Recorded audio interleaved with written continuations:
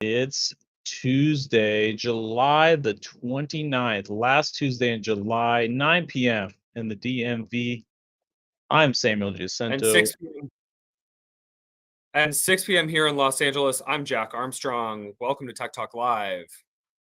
And before we get started, a word from our sponsor. Tech Talk Live loves Before Sunset AI.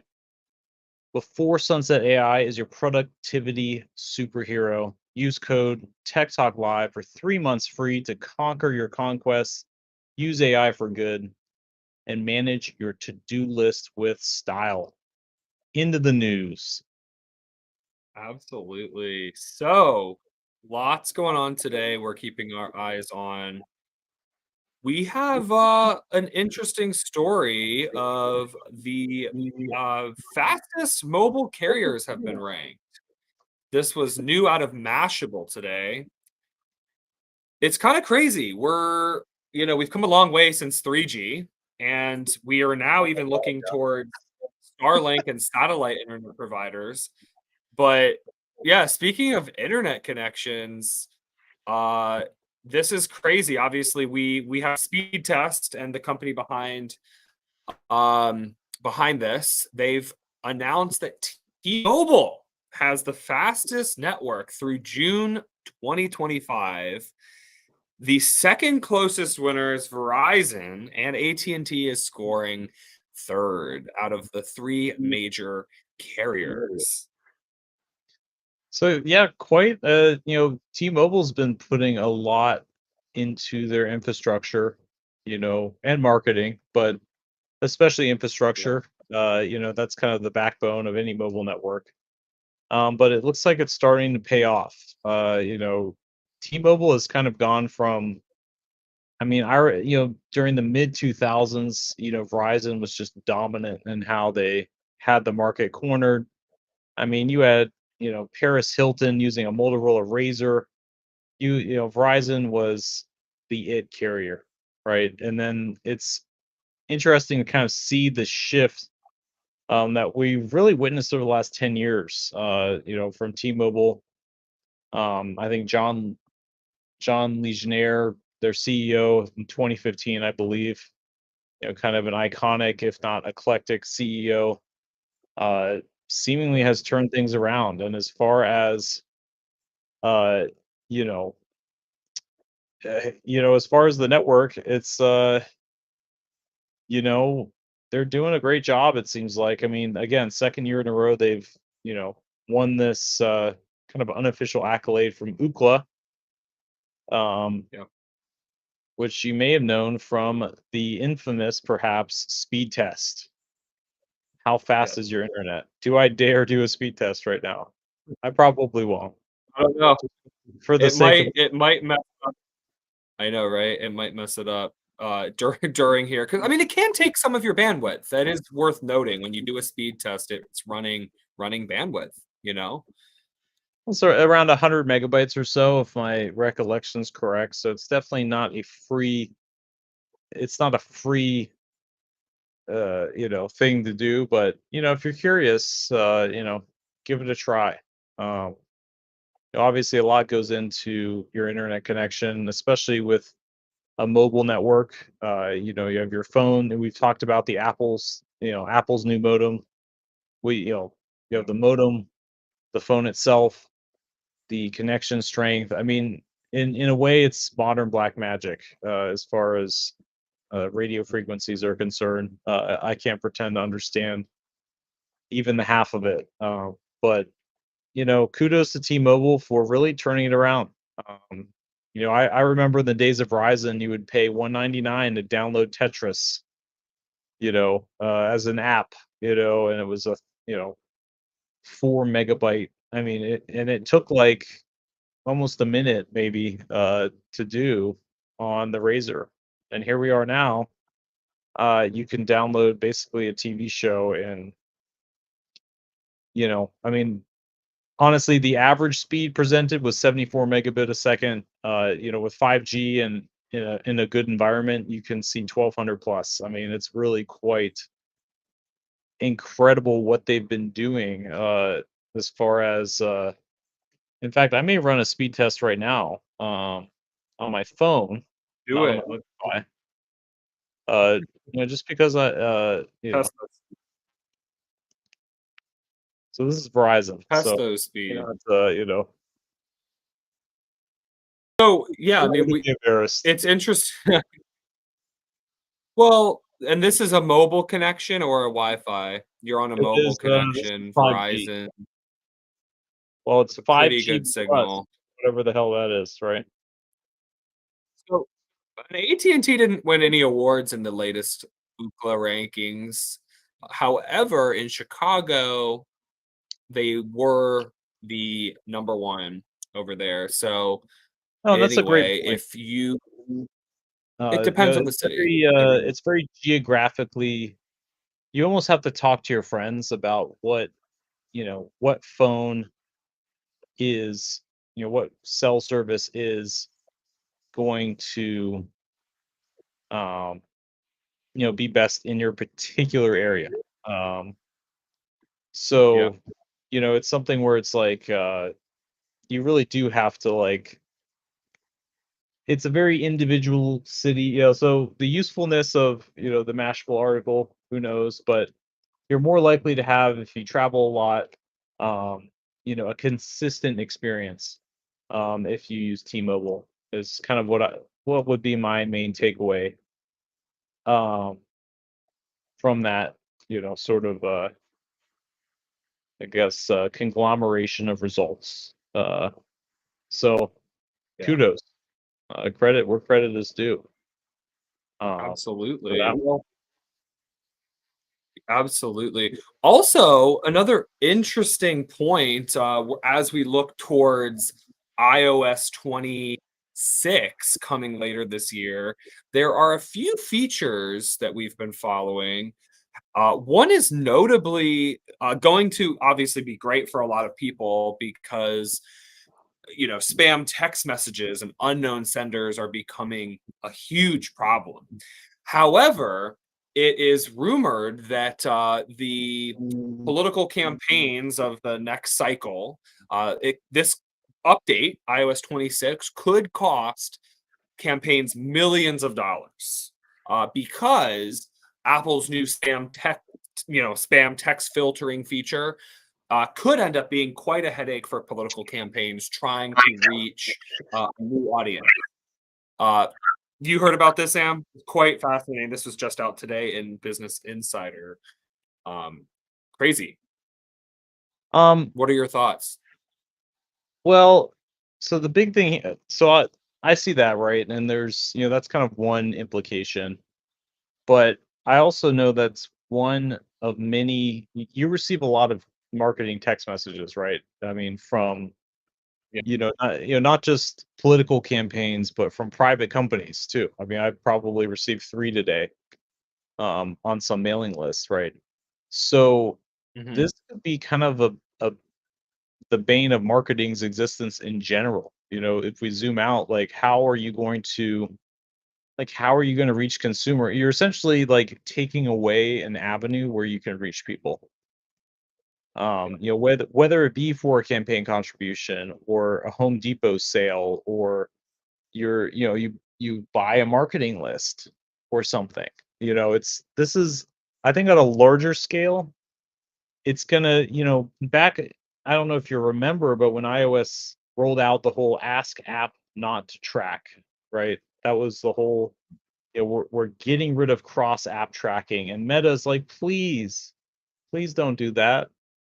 You should not do that because your Instagram experience is better, or so I think it'll be kind of one of those, um kind of maybe a forced standard in some ways, but it's one of those things where Apple's calling the shots, and you can adapt or you can lose 60% more or less, of the US at least. I mean, we're obviously based in the US, so we do have a very US slanted, you know, tilt to our podcast. I can't keep up with everything. I'm sure,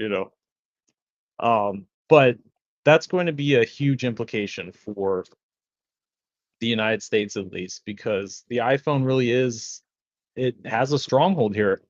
And I also would be remiss if I didn't mention, it's 60% overall, but when you kind of zoom in on the, 18 to 25 or 25 to 34 demographic, it's closer to 80 or 90%. I mean, it's very much a super majority of users are on the iPhone.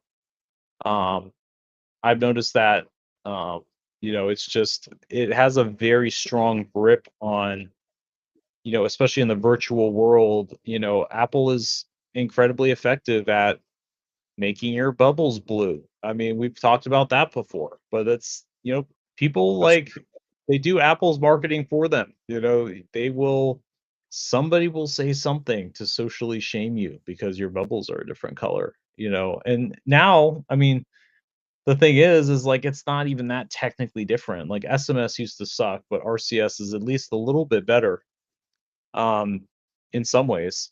But it doesn't true. really matter because people don't it's been young people have kind of grown up to be trained, to be like, oh, green bubbles suck, they cause all these problems, so it doesn't even really matter.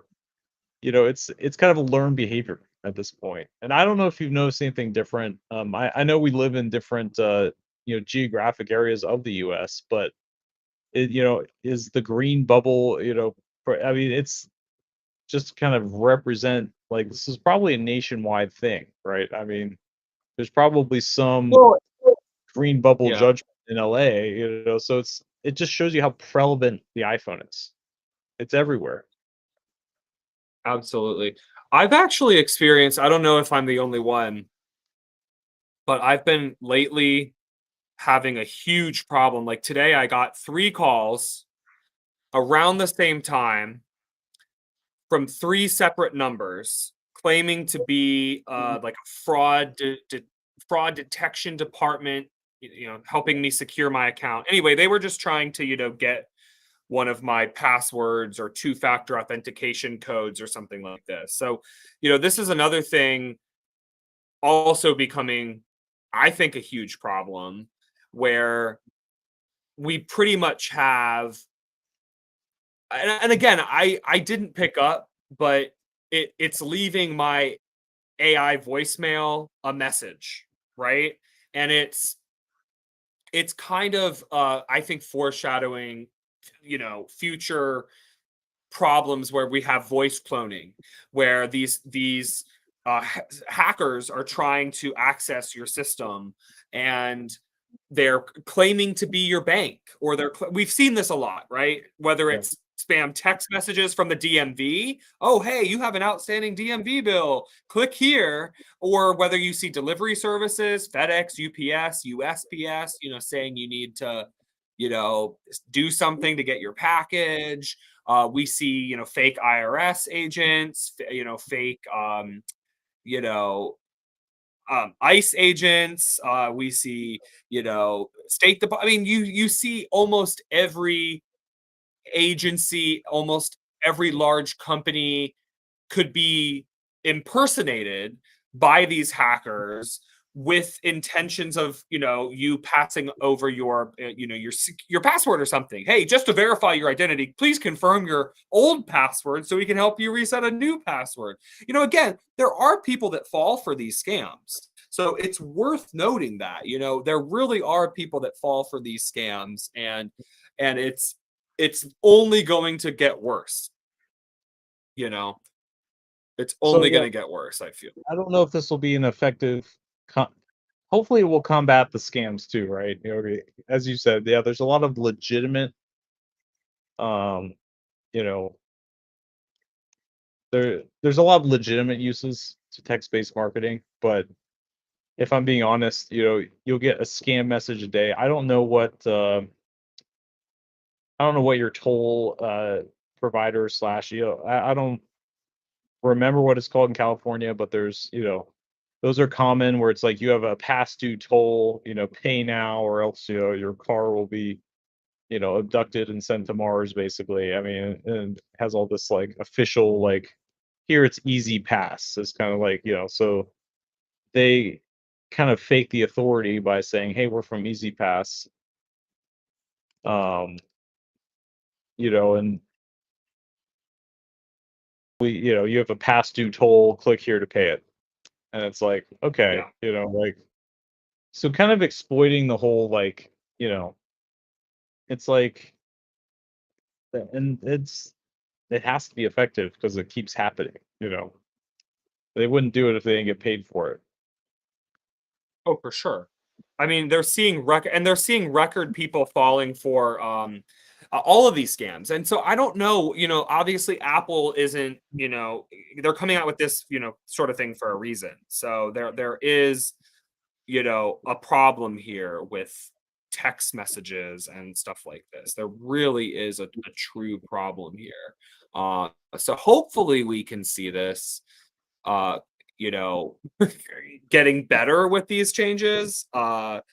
Again, only time will really tell there. So iOS 26 also not looking good for political campaigns next term. I mean, I think it's the memo that the Business Insider referenced says, it could cost 25 million in lost revenue to a $500 million loss for GOP campaigns as a whole, based on estimates that 70% of small dollar donations come from text messages, and that iPhones make up 60% of mobile devices in the US. And obviously, yeah, iPhone, huge.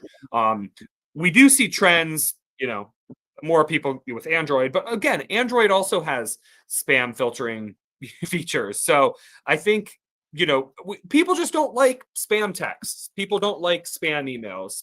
People don't like these unwanted methods of communication, and people really are bothered. It's a huge problem. We see this. So yeah, it'll be interesting to see how it affects uh the campaign, and other iOS features that we're looking at for iOS 26 coming soon, very soon actually. So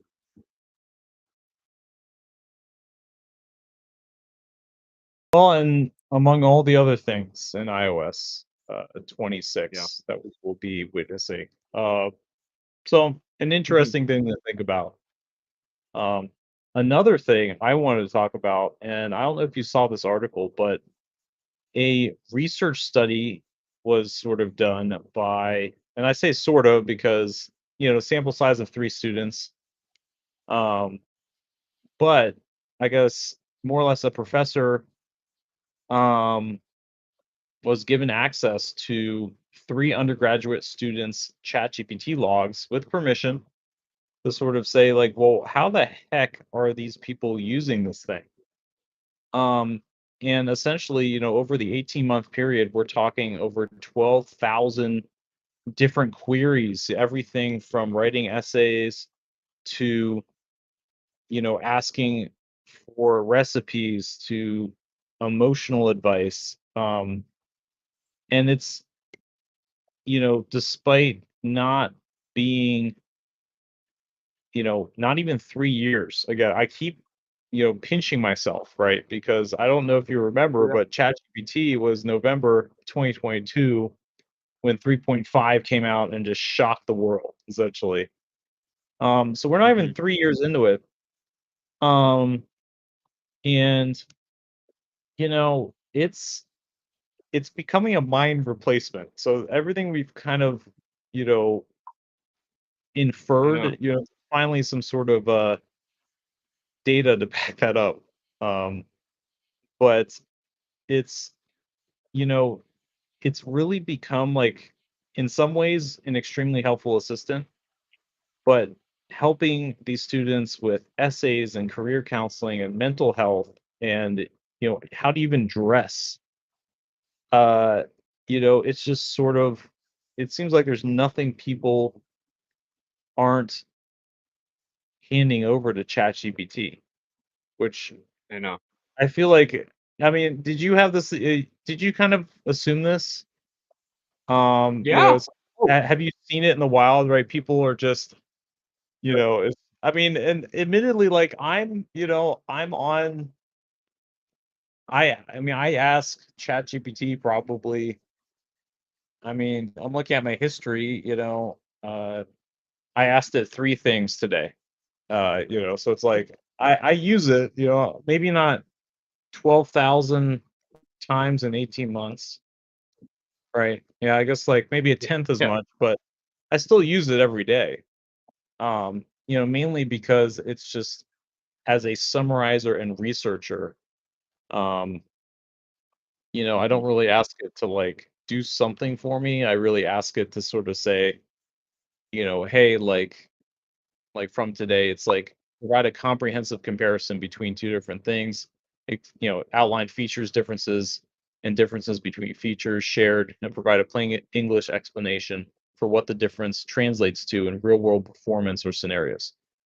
So Yeah. it's not sort of like, what kind of shirt do I put on? It's just sort of like, can you make a report for me so I can read it and kind of put some decision making power into it? But this is kind of, I think, confirming what we thought, maybe, where it's just sort of like people are using it to essentially just, I mean, you know, think of everything. I mean, it's just sort of like there's really Yeah. no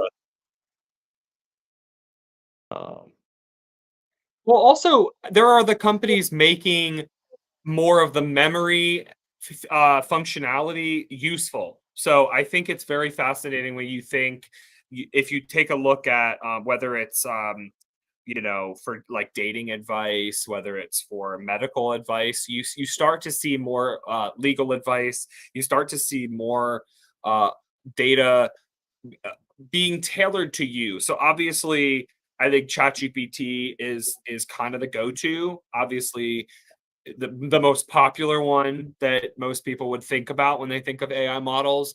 However, I feel like the first company that can nail uh an AI that understands you for you and what you do on a daily basis.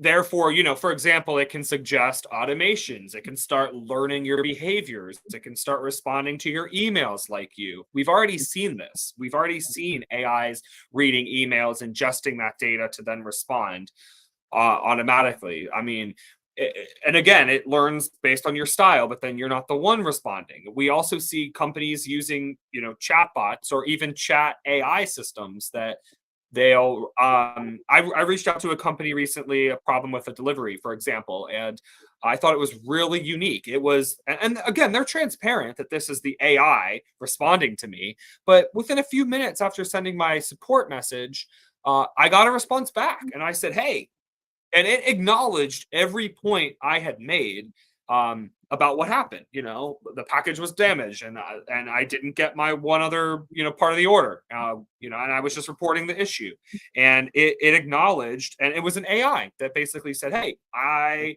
understand that this and this and this happened to you. We're going to get a human to respond to you soon, and we'll we're gonna get process. you a refund. It's like, No, we're shoot, going to we can send you. update the We're going to send you a instructions, but replacement." not say that. Damn it. Yeah, it's like, No, it wasn't about that. It was just like, yeah, we're gonna get you, your replacement. Don't worry, a human will assist you soon. But it was an AI, like basically a personal message back to me, right? I mean, again, it acknowledged, oh, we're sorry you only received your partial order. We understand that, yeah, receiving a partial order is unfortunate. We're so sorry for the mistake. Sorry to hear that part of it was damaged. We'll make this right. We're gonna have a human respond to you within 24, 48 hours. Please stay tuned. So again, this is a great way for a company to automatically respond. Now, however, imagine if your friend is emailing you something, or you're getting an email, right? Maybe in the future the AI again can understand. So I think the first company that can truly nail and we've seen this a little bit on the business side, automations, but personal automation is going to be really fascinating because when you give it the ability to order things that you need, when you give it the ability to book a flight if the flight becomes a certain price. I mean, we're starting to see this as well. Companies that can do this, the bots that keep scanning the price, and then it's only a matter of time before your AI agent can work for you. So again, it's all about saving time, being more efficient, but it again, the data concerns and the privacy concerns are still, you know, we don't know how that's going to go. We don't really know. We don't have the information because this is so new. Um, so there, it's crazy.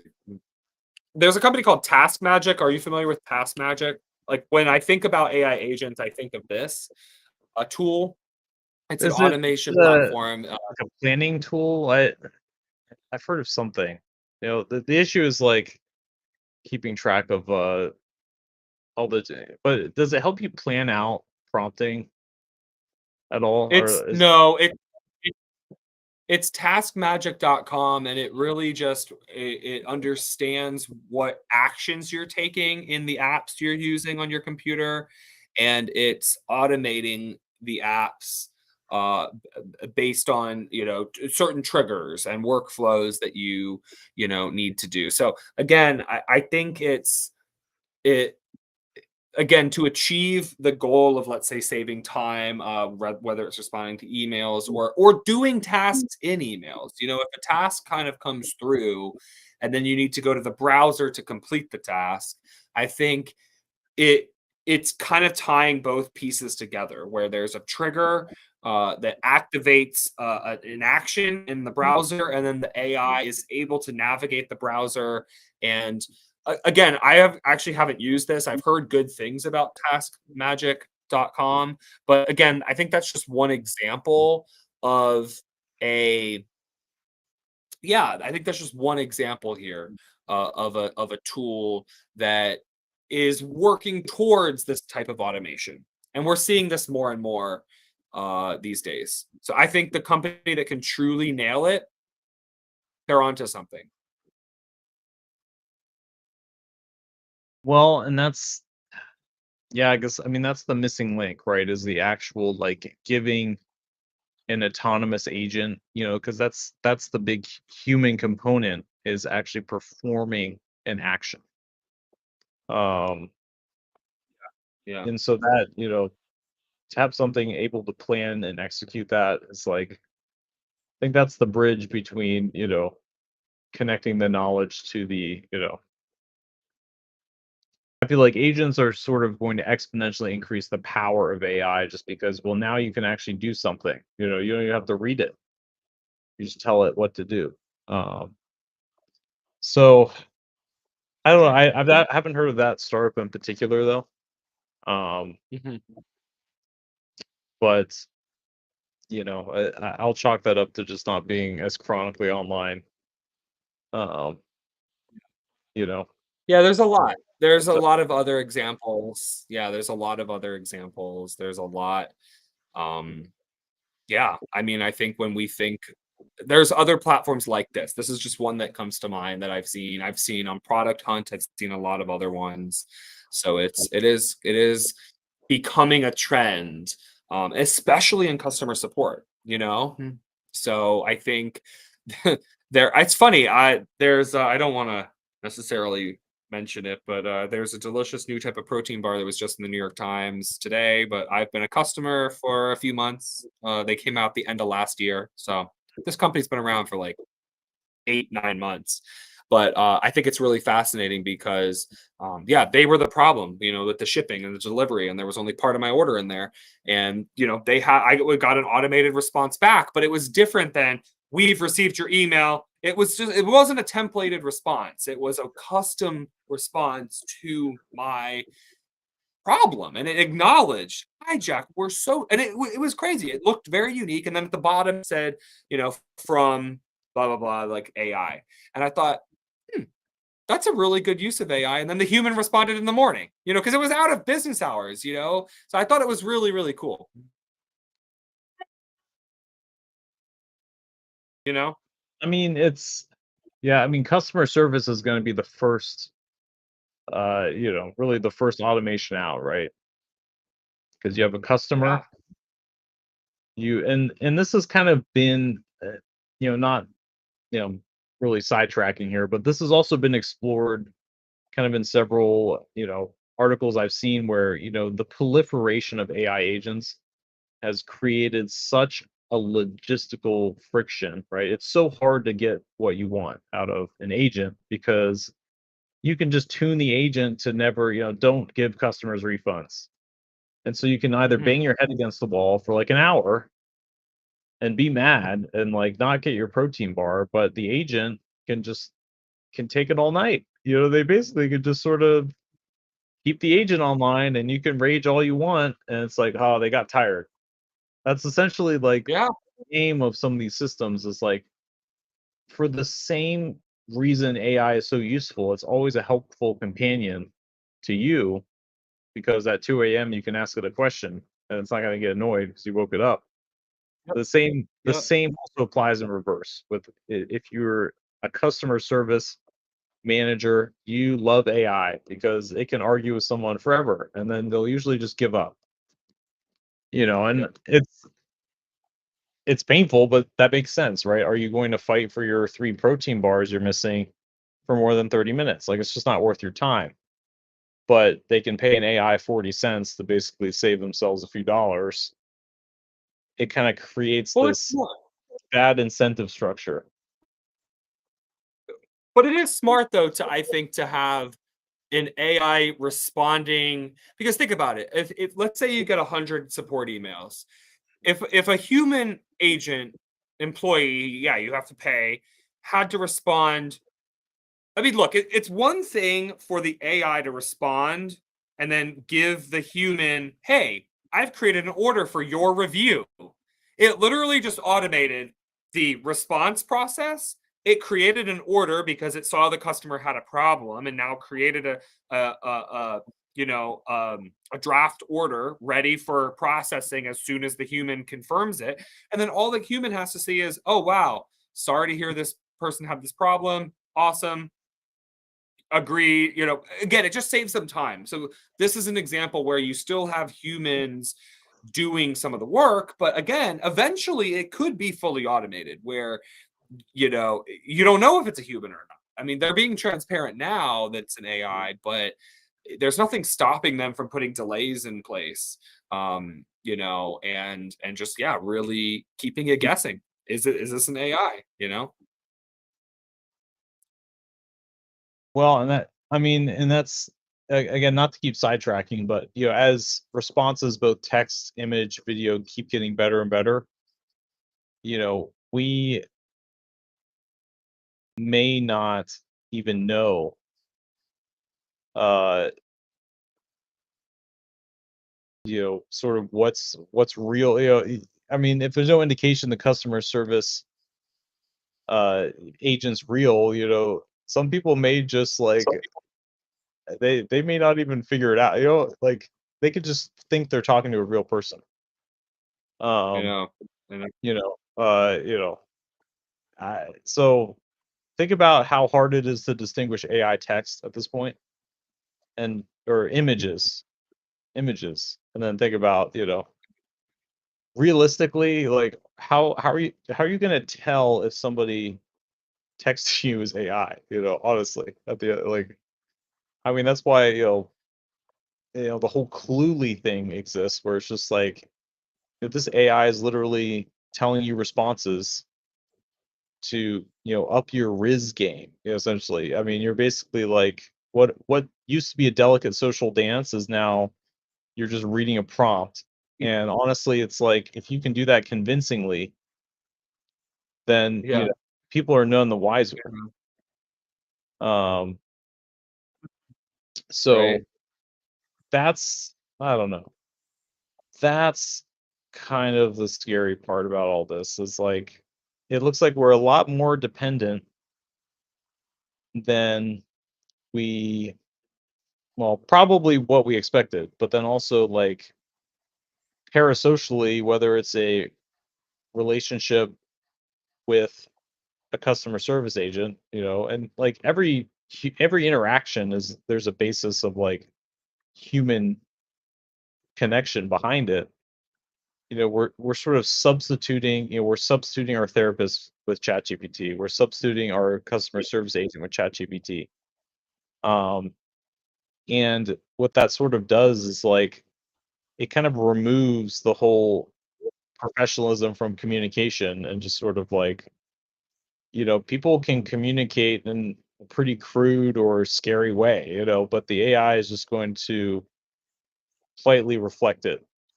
There's no consequence to being an asshole. I mean, with a customer service AI agent, nobody goes home and, is affected by it. And the behavior's not, there's no pushback in that way. It's not going to police you. It's just sort of there to manage your return. But Yeah, I don't know. yeah, Kind of a weird Black Mirror-esque environment, right? I mean, um and kind of a final point too, if I can mention it. From the sure. article that outlined how students use ChatGPT, one of the interesting things I thought of is you may have noticed that AI is unusually kind or perhaps, you know, will compliment you. Um, they actually had to tone that down because people thought it was a little creepy how nice the Hmm. AI was being to them. So it's just sort of like what I think is crazy is like you can sort of behave however you'd like, but the AI is just going to say, "Oh, that's great," or like, "Oh, do you want to try that again?" Maybe there was some. Yeah, It's just like normal.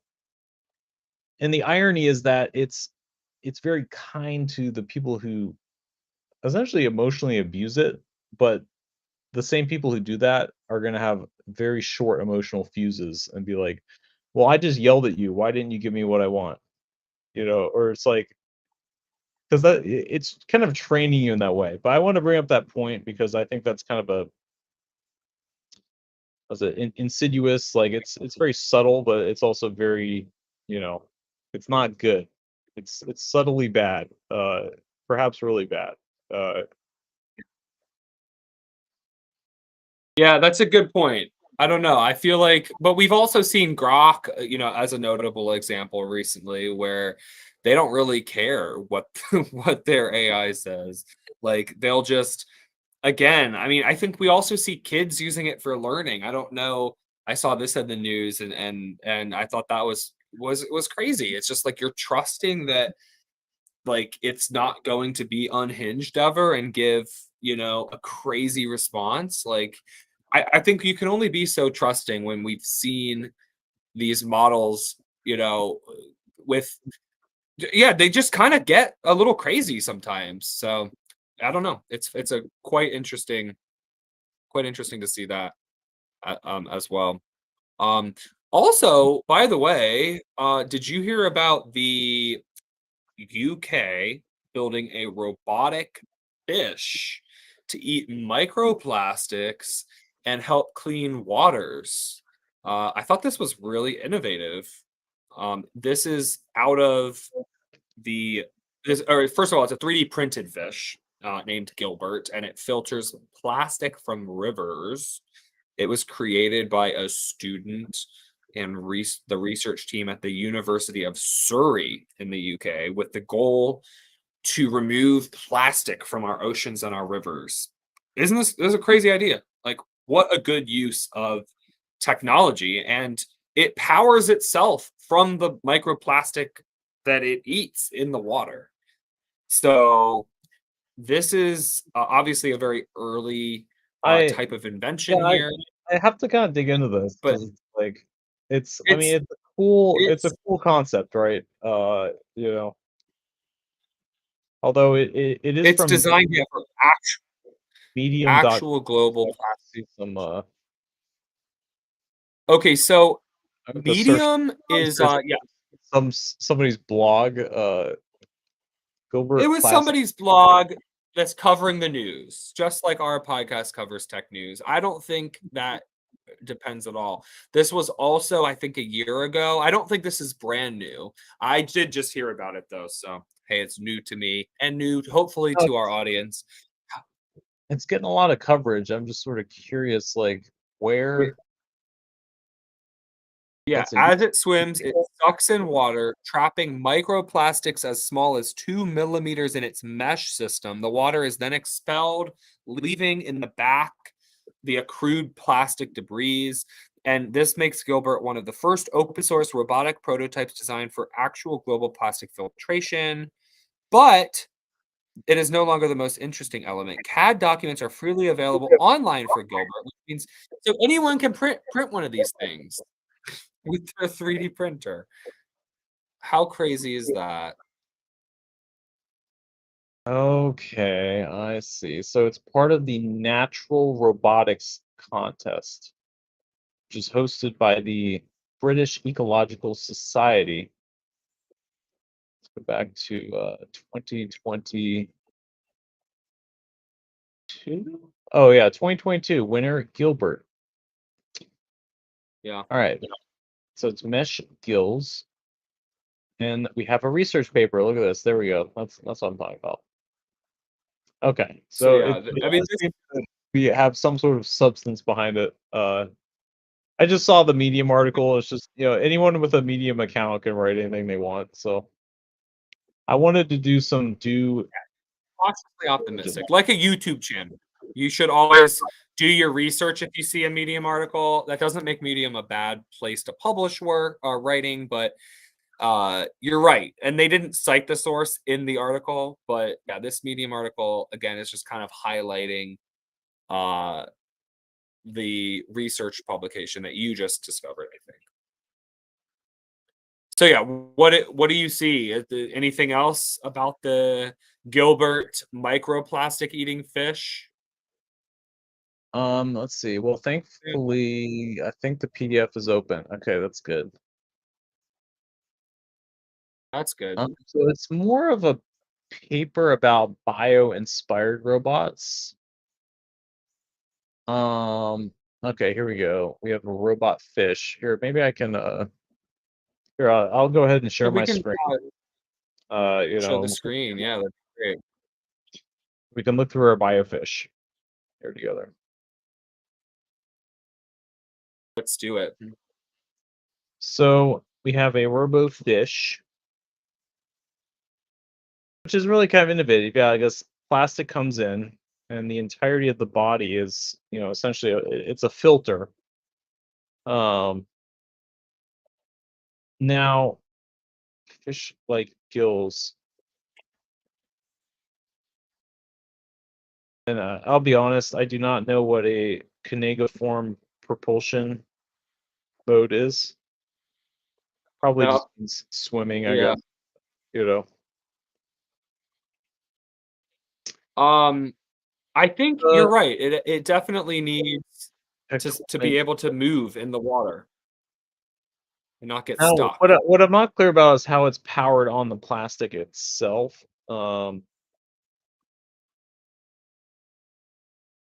Maybe it was sort of like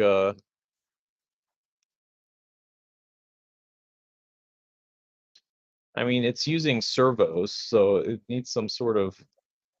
The robot is powered by a 5,000 milliamp hour battery. Okay, well, sorry to bust everybody's bubble here. It's a USB-C power pack from a Chinese Amazon brand.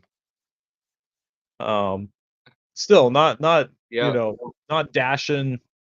Really, I mean, the hard work and innovation that went into this, but the whole like it's powered on it plastic waste.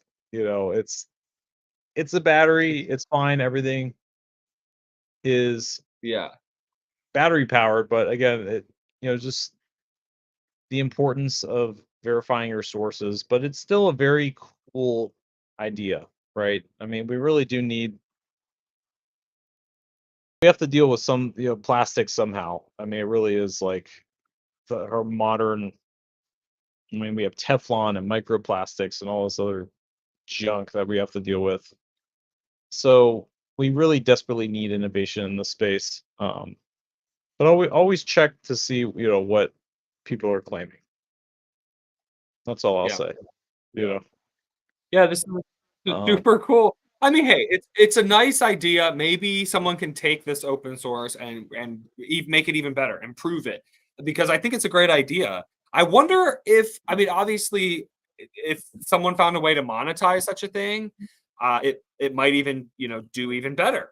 Uh, so that is what strikes me a little bit as kind of like, how could this be monetized? Do you know what I mean? So Well, I mean, yeah, I guess a lot of people think that, right? Yeah, how could this be monetized?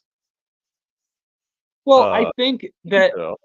because obviously you have to put up a lot of money to build this. You have to put a lot of money up to maintain this, and again, they should have an incentive to do this. So and obviously we want to get plastic out of the environment. Is a government going to pay for? I mean, yeah, who is? I mean, I don't know. Even just because it's the right thing to do, it is fascinating because, obviously, yeah, I don't know.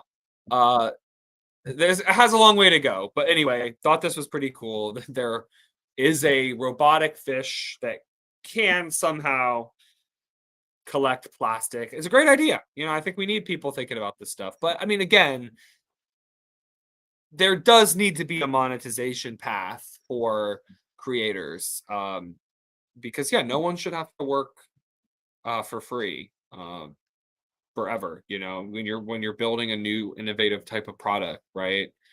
So and yeah, I mean, things are driven by profit. So I mean, there still are needs for plastic. Maybe it's a cheaper source of plastic, but I also know that recycling plastic is more expensive than creating new plastic. So this is kind of the problem that we're at with why microplastics. But again, this is a technology that also kind of reminds me of the carbon capture techniques that we're seeing, and also we covered in Ventwood. We're seeing new building types of new building materials and new tech that go into that whole process. So super fascinating, really, really super fascinating. Hopefully there are updates to this in the future. Well, and yeah, definitely, yeah, What else? not to knock the innovation that goes, and the effort that goes into it. I know it can seem a little dismissive, but I have Yeah, to check everything. It's like, because if there was a fish that ate plastic and was powered on the plastic, it's like that would just be like, holy crap! Like, what are we doing at this point? Um, right. well, Yeah, do we even, I hate to even mention it, but back to, do you want to talk about another parasocial AI or a AI startup that is going to defend, hopefully, fingers crossed, against malware? And we have 10 minutes left, we so should. Let's uh, talk about it. We need to defend against malware. uh yeah, I guess I sent, this is the second article I sent today. Um, but this kind of goes back into the whole, like, AI arms race, right? There's people who really, just like everything, right? Um, you know, are using AI for both malicious and beneficial things, and Mhm. the same sort of parallel give and take exists in the cybersecurity space. So a new, AI startup claims to essentially automate the threat hunting that traditionally, um, you know, the main issue is just sort of you have to sift through, and no two attacks are alike, and but they do kind of rhyme in a way. So essentially, by setting an AI loose on all the data that's sucked in by, Splunk, for example, just a log aggregator. It collects, if any one box makes a text log, Splunk can probably suck it up into its ingestion. And from there, it's like, well, what do you do with all this data? I mean, a lot of it's pretty useless. Um, but it seems like Newblock has attracted some attention. 8.5 million in funding.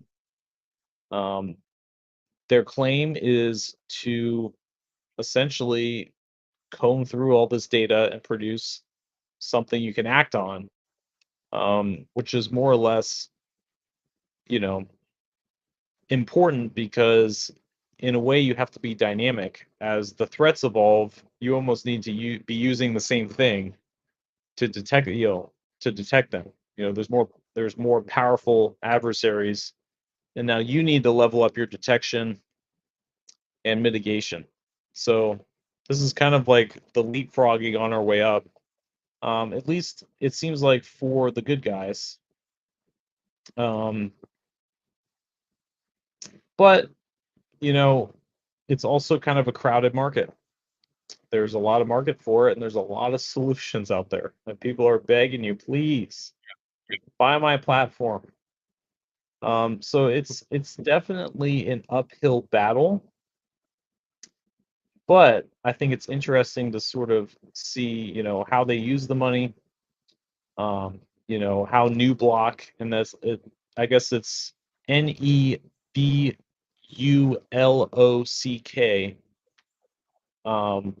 is the name of the company. So a lot of promising, and I think this is just kind of a cherry picked example, not affiliated, but it's one of those things where you're going to see hundreds of these popping up. Um, and for the both good guys and the bad guys. So something to sort of think about, Yeah. moving forward is, things are going to get a lot more. I mean, we're going to have robot wars, but on the internet. It's no longer going to be that old mid 2000s TV show where they're duking it out in an arena. This is going to be cyber warfare that's automated.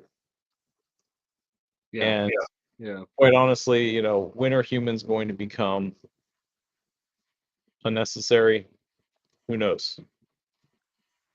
So Well, I think that I threat try not to think detection, about we've seen CrowdStrike CrowdStrike. was also in the news. Obviously, we want to mitigate against having systems like that take down flight systems, booking systems, and we obviously know a lot of the internet runs on Cloudflare for many, many things on the back end. And obviously servers are still pretty centralized. And if a server in one region goes down, I mean, it is going to cause disruptions. So cyber attacks are a real thing, and mitigating them with AI strategies.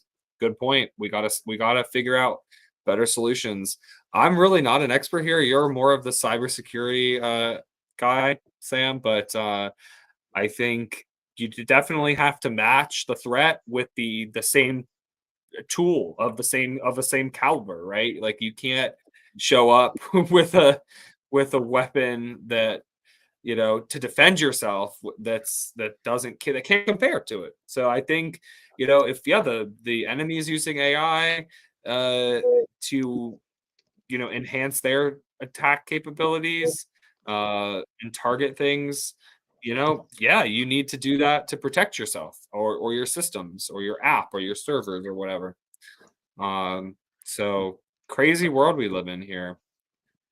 Worth keeping an eye on that. And then also, Google, in other news, has announced the new Pixel has a release date. And I know you were looking at the Pixel, Sam. I think you had mentioned Yeah, to yeah, me. the Pixel 10, it's coming. It's coming. Yeah, What you heard? Did you hear August 20th? I think that's what I read. They August 20th, the leaked 10. it. Yeah, right. Kind of funny timing. But yes, so obviously, Google, you can register on their store for an exclusive offer. Google's also been traditionally pretty generous with their trade-in deals. Anyone that has a Pixel 9 or 8 or 7, one of the newer Pixel series phones, probably will get a decent trade-in based on their phone's value, capacity, and condition, directly with the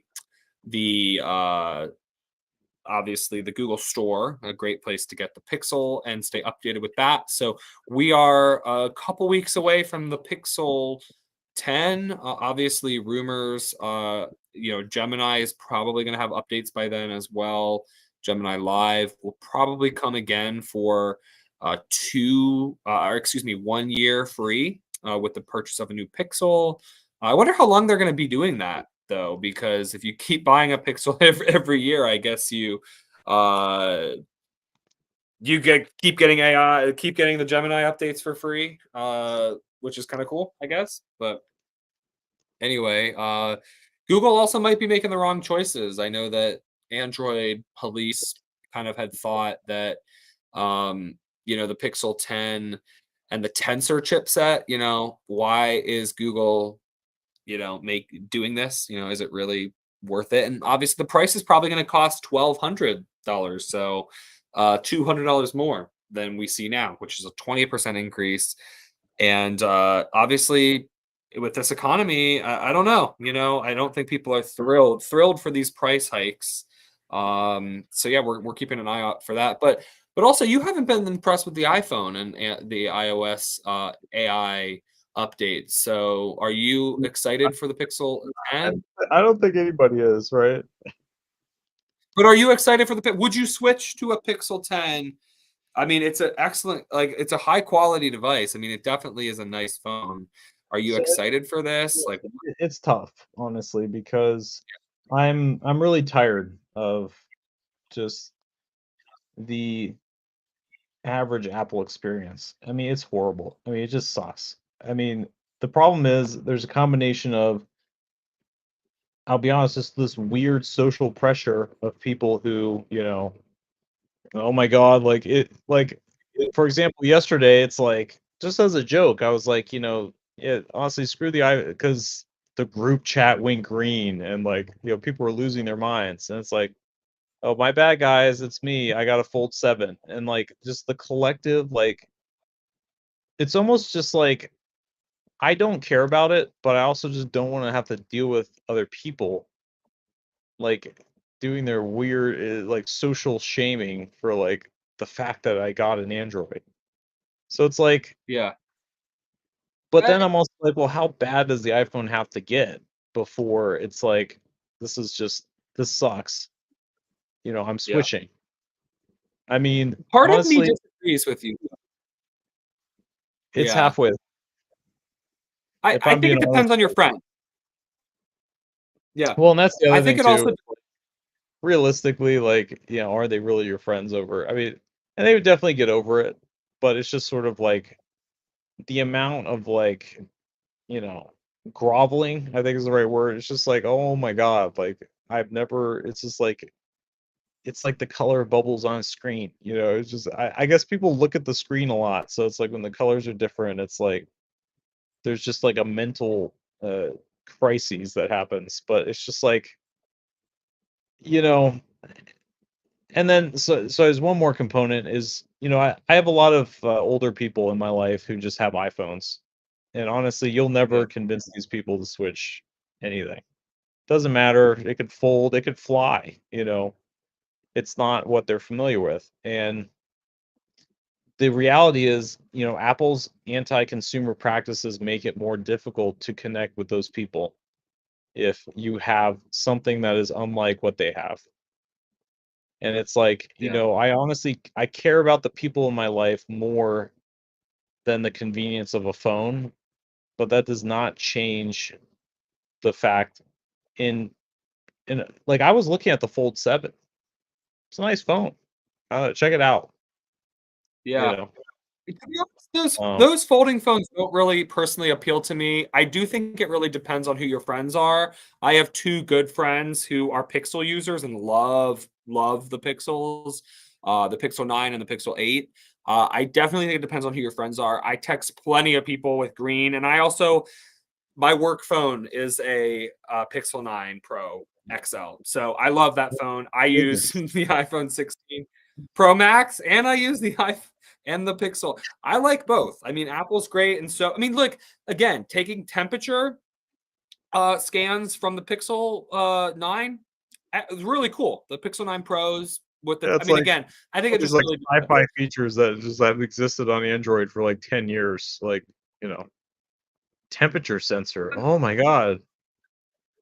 Why don't we have reverse wireless charging on an iPhone? I mean, that's nice on a Pixel. And then also, but again, I will say the measuring feature is really useful on an iPhone because of the lidar sensor, and that's something that is not in the Android Oh, that's very strange, experience. yeah. But I'm glad you brought that up because Yeah, lidar is unique, I think, really truly to, like, the iPhone in terms of, like, yeah, now it hasn't really been used for much, from Apple's perspective. I mean, there's a lot of great third-party apps, but they have a really great base of lidar sensors. I don't know what they're gonna be doing with them. Maybe the Vision Pro is part of the plan, but that is one. iPhones have really weird hardware where it's like Face ID, for example, is another strength. yeah, There's no, at this point, there's no. It's going to be very hard for Android to catch up to that level of. They take a picture of your face or something, but Face ID does depth and all sorts of like additional checks, I guess, yeah. versus a vision. No, absolutely.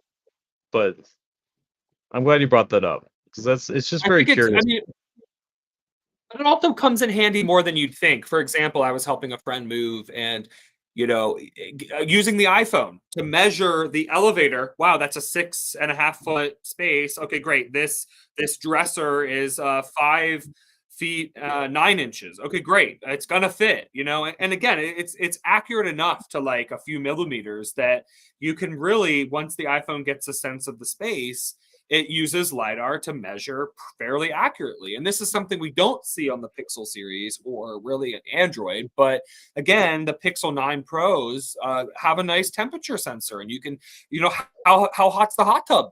Great. Or that drink, or how cold is this? Or you can even take your temperature from your temple with the phone. So I think it is more useful than you'd think. So yeah, anyway, just keeping an eye on the new Pixel 10 on August 20th. We will have the news here on Tech Talk Live and more exciting guests to come. Stay tuned next week. We're here every Tuesday, 6 p.m. Pacific, 9 p.m. Eastern. Great discussion and conversation today. Don't forget, check out Before Absolutely. Sunset AI, beforesunset.ai, your productivity superpower. Manage your to do list like a pro. Use promo code Tech Talk Live to save 25%, 3 months free. And yeah, manage your to-do list. We'll be back next week.